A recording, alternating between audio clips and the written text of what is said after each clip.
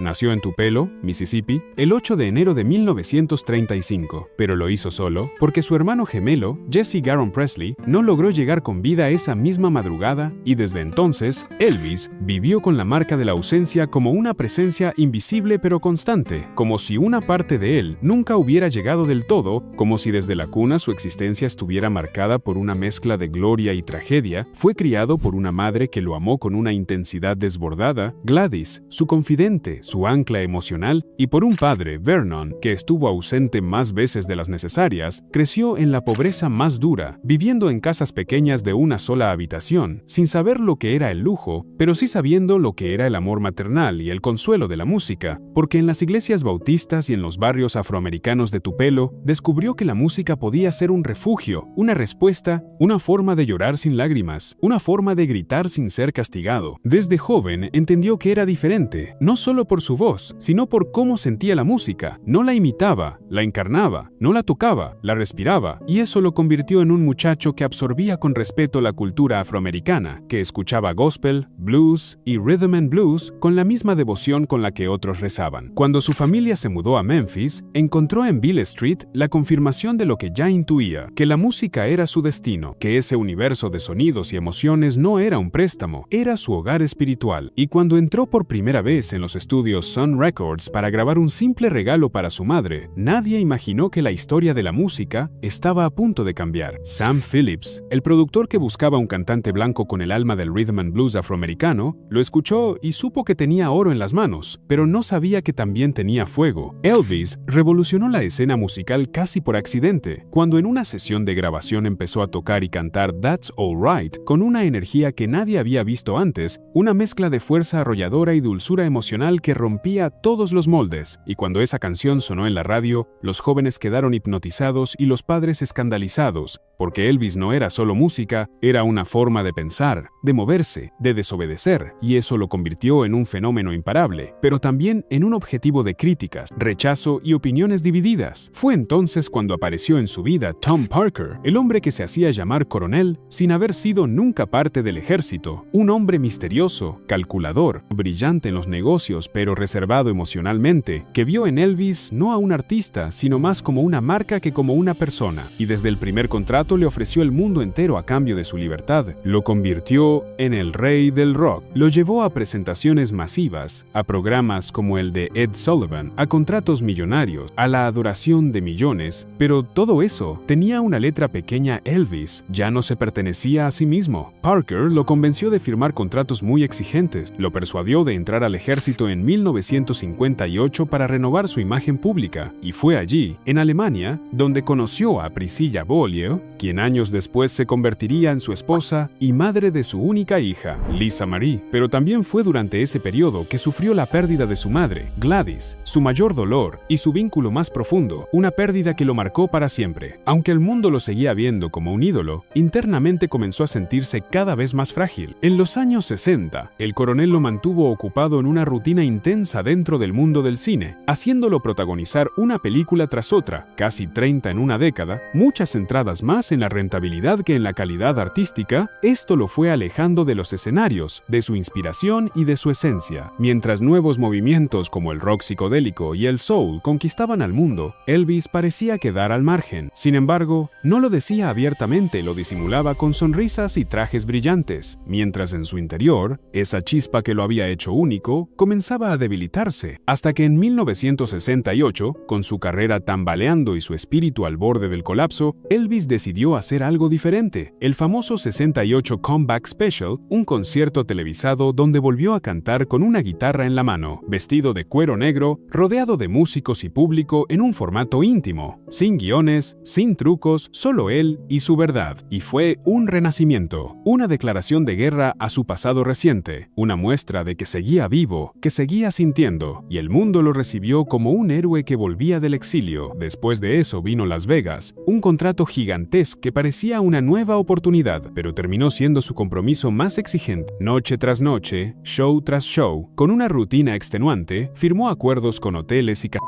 Pero muchas de las ganancias no terminaban en sus manos, sino en las del coronel. Para sostener ese ritmo, comenzaron los tratamientos médicos constantes, bajo supervisión, buscando mantenerlo en forma para el escenario. Con el tiempo, Elvis empezó a sentirse atrapado en su propio cuerpo, transformado por el exceso de cuidados y medicamentos, con una mirada cada vez más apagada. Encerrado en su mansión de Graceland, se sentía como un rey sin trono. Mientras tanto, Priscilla se alejaba, no por falta de cariño, sino porque convivir con él se había vuelto una experiencia dolorosa, como estar al lado de alguien que ya no reconocía su reflejo. A pesar de todo, seguía dando conciertos con el alma al borde del colapso, y lo más doloroso es que aún así, seguía brillando, porque Elvis no sabía cantar a medias. Cada vez que subía al escenario se transformaba, se aferraba al micrófono como si fuera lo único que le quedaba, y cuando cantaba Unchained Melody o If I Can Dream, era imposible no sentir que estaba suplicando ayuda, aunque nadie pudiera alcanzarlo. Y es que en el fondo, Elvis siempre quiso ser libre, pero su fama, su manager, su propia leyenda no se lo permitieron. El 16 de agosto de 1977 falleció en su hogar a los 42 años, y el mundo lloró como si hubiera perdido a un familiar, porque Elvis no era solo un artista, era un fenómeno cultural, una figura que cambió la música para siempre, que unió razas en un tiempo donde eso era impensable, que hizo que la juventud se sintiera escuchada, viva, rebelde, y aunque su vida estuvo marcada por la ambición de un hombre que lo engañó hasta el final, su legado sobrevivió a la tragedia, porque Elvis Presley fue más que una estrella, fue un alma sensible que lo dio todo, incluso lo que no debía dar, que sacrificó más de lo que cualquiera debería, su salud, su libertad, su amor y su paz interior, el precio de ser un ícono eterno. Y aunque su historia es también la historia de lo que está mal en la industria de la fama, su música, su voz y su espíritu siguen siendo una llama viva en los corazones de quienes aún creen que una canción puede cambiarlo todo. Elvis no fue un rey por sus títulos, lo fue por su humanidad, por su sufrimiento, por su entrega, y aunque el mundo lo aplaudía, lo que él más deseaba era que alguien, tan solo una vez, lo mirara a los ojos y lo viera como un hombre.